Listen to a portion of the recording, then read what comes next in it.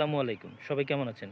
গতকাল বৃহস্পতিবারেও বিএনপির আশ্রয় প্রশ্রয়ে একটা কিশোরী মেয়ে ধর্ষিত এবং নিহত হলো। কিভাবে? এই ঘটনাটা শুরু হয়েছিল দিন ১৫ আগে। একটা কিশোরী মেয়ে হয়তো কাজের জন্য বাইরে গিয়েছিল। আসার পথে স্থানীয় কিছু বখাটে ছেলে ওকে ধরে জোরপূর্বক উঠিয়ে নিয়ে যায় এবং ধর্ষণ করে।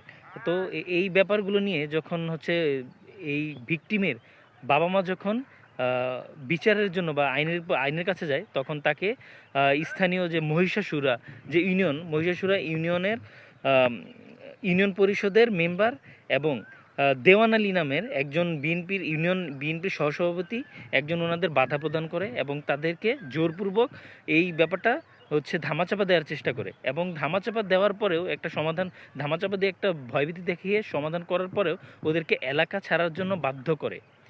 এবং ওরা যখন মেয়ের বাবা যখন মানে ওরা আবার বলেছিল যে ১ তারিখে এলাকা ছেড়ে দিব।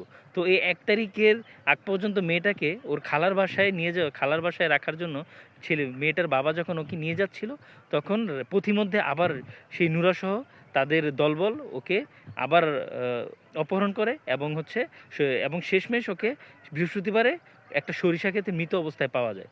এখন আমি বুঝি না, সবসময় প্রত্যেকটা ধর্ষক বা প্রত্যেকটা অন্যায়ের পিছনে বিএনপির হাত কেন থাকে? বিএনপি কেন এত অত্যাচারী হয়ে উঠলো? আমি জানি না। মানে এর দায়ভার, এই হত্যার দায়ভার, এই ধর্ষণের দায়ভার, এই অন্যায়ের দায়ভার, এই পাপ কাজের দায়ভার, পুরোটার দায়ভার বিএনপিকে নিতে হবে এবং তার দলকে নিতে হবে। বিএনপিকে আমি ধিক্কার জানাই যে একজন ধর্ষণকারীকে আপনাদের আশ্রয় প্রশ্রয়ে একজন ধর্ষণকারী একটা মানুষকে হত্যা করলো এবং ধর্ষণ করলো। ছি বিএনপি, ছি! লজ্জা আপনাদের জন্য।